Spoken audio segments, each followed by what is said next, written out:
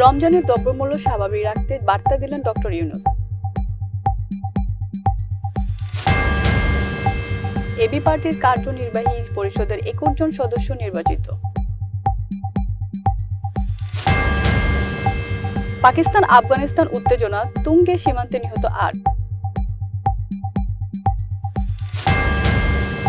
অবশেষে টেস্টে অস্ট্রেলিয়ার রোমাঞ্চকর জয়। আসসালামু আলাইকুম, ইনফো টেলিভিশনের সবাইকে স্বাগতম। খবর পড়ছি আমি কেয়া সরকার। এতক্ষণ শুনছিলেন সংবাদ শিরোনাম, এবার বিস্তারিত।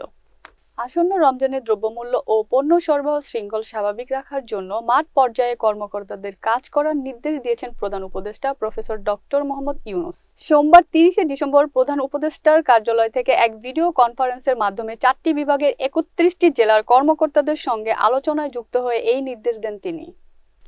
আমার বাংলাদেশ পার্টি এবি পার্টি কেন্দ্রীয় কাউন্সিলের প্রথমাংশের জাতীয় নির্বাহী পরিষদ নির্বাচনের ফলাফল ঘোষণা করা হয়েছে।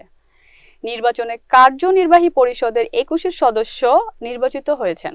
ভোট গণনা শেষে শনিবার 28শে ডিসেম্বর রাত 2টা 30 মিনিটে নির্বাচন কমিশনার সাবেক জেলা জজ আক্তারুল আলম লাইভে ফলাফল ঘোষণা শুরু করেন।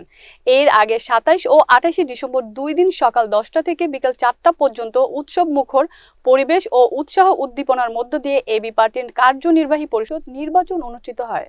পাল্টাপাল্টি হামলার জেরে পাকিস্তান ও আফগানিস্তানের মধ্যে তুমুল উত্তেজনা বিরাজ করেছে। এবার সীমান্তে নতুন করে সংঘাতে আফগানিস্তানের অন্তত 8 জন নিহত হয়েছে, আহত হয়েছেন আরও বেশ কয়েকজন।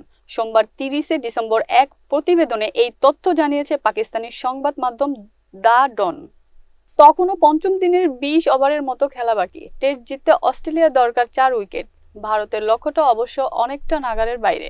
ম্যাচ জিততে তখনও করতে হতো আরও 200 রান। জয়ের হিসাবটা বাদ দিলে বলা চলে ড্রয়ের জন্যই তখন খেলেছিল সফরকারীরা। দ্বিতীয় ইনিংসে রোহিত শর্মাদের ইনিংস শেষ হয়ে যায় মোটে 155 রানে, যার মধ্যে একা জয়সওয়ালেরই 84। রোমাঞ্চকর মেলবোর্ন টেস্টে 184 রানের জয়ে বর্ডার গাভাস্কার ট্রফিতে 2-1 ব্যবধানে এগিয়ে গেছে স্বাগতিক অস্ট্রেলিয়া। এতক্ষণ ইনফো টেলিভিশনের সাথে থাকার জন্য ধন্যবাদ। আমাদের সকল নিউজ দেখার জন্য www.infotvbd.com অথবা আমাদের ফেসবুক পেজ ও ইউটিউব চ্যানেল ভিজিট করুন।